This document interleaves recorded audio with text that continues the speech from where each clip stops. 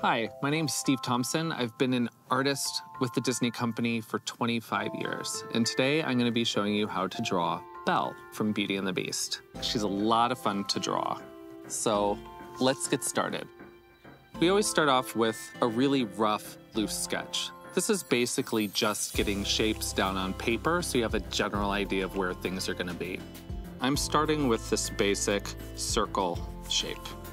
Since she's turned slightly away from us, the center line is going to be a little bit off to one side. Towards the bottom of that circle, I'm going to draw another indication line. This is where her eyes are going to sit.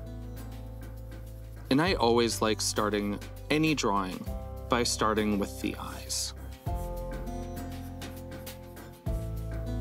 Her eyes are a little bit of an almond shape. So I'm just going to really quickly drop that in. I can use the center line for my own reference to figure out where her nose is going to be between those two eyes and a little bit below this main circle. So I'm going to quickly drop her nose in there. This is just my process. You might find one that works for you a little bit better. Now let's go and give her a little bit of a smile. One of my favorite things about Belle is she feels like she's kind of a bit of an outsider in her own town. And she learns this really important lesson during the film, which is not to judge a book by its cover. I'm using the center line as an indication as to where everything falls.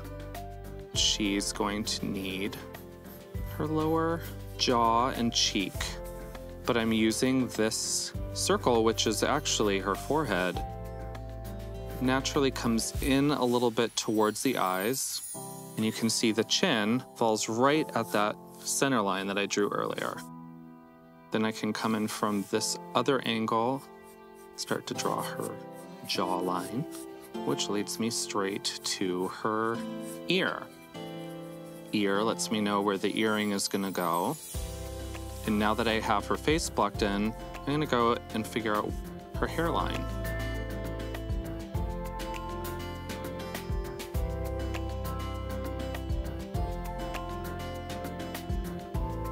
So now I'm coming back to the eyes.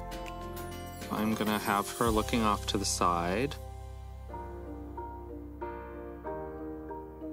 She's in her ball gown, so she has her hair up, but I'm going off of the same shape that I've created here with the forehead and letting that dictate the shape of her bangs. I'll recreate that on the other side. This is going to be wrapping around since she's turned a little bit away from you. This center line, again, I'm always using because I know her hair is up in a bun in the back of her head. So I need to be able to follow that line to see where that's gonna sit. And then that leads me right back to this hair that is pulled back and up. So this circle line that I had done leads me right into her neck and shoulder. And from there, we'll drape a little bit of this hair down. Maybe it's going back into a little bit of a curl, and then maybe a little bit draping over her shoulder. And then we'll finish that so you can get a little bit of idea of that ball gown, that great sleeve that she has. So this is Belle. So I'm gonna go on to this next stage.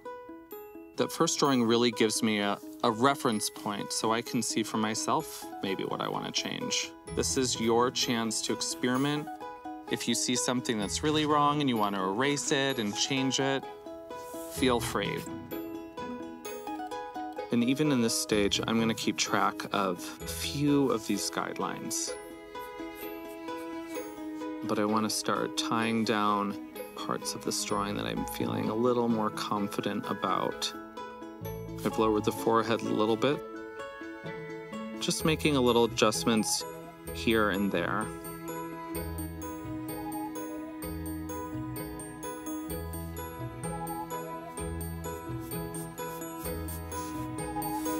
I'm gonna bring her chin over just a little bit from where I had it in my original drawing, but keep that nice full cheek that I had. I think it was really important for me when I first started working for Disney and I saw those beautiful drawings on the screen. When you're doing your rough drawings, it's even when you're changing things as you go, it's not because I made a mistake or you made a mistake. It's just needing to get something down on paper, because a blank paper can be really intimidating sometimes. And even though her hair's pulled back, I always like to give a little nod to that stray strand of hair.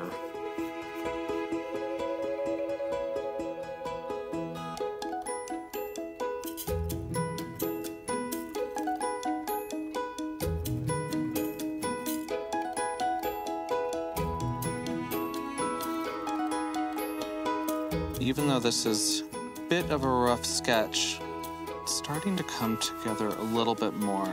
You can see a little bit more of her personality, and that's really what I want to capture in any drawing. Inhabiting these characters and bringing them out. It's like, to me, they exist, and somehow I'm helping bring them to life. And the cool thing is, once you find that character looking back at you on this paper, it's kind of like a friend stopping by to visit. Like, it always brings a smile to my face. It's kind of like, there you are. So maybe I just captured Belle here in a brief moment before she's off to go dance with the prince. The last stage is something that we call cleanup. What I'm gonna do is I'm gonna take a kneaded eraser. I'm gonna just knock back some of these lines a little bit. So I'm really using what was there as an underdrawing. So I'm gonna start with the eyes like I always do. And I said it's a cleanup drawing. It just means it's a little bit cleaner than it was before. My lines are probably still gonna stay a little bit on the rough side, but just with a little bit more intention. But I personally really love the sketchy look. Kind of gives the drawing a little bit of life to it, which I think is the magic of drawing. And even at this stage, I might be making little changes to certain shapes.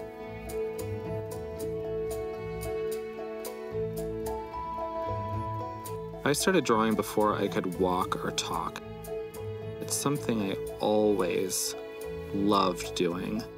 And the very first film I ever saw in the theaters was a Disney film, and it completely captured my imagination. I was obsessed with drawing. I did it all the time.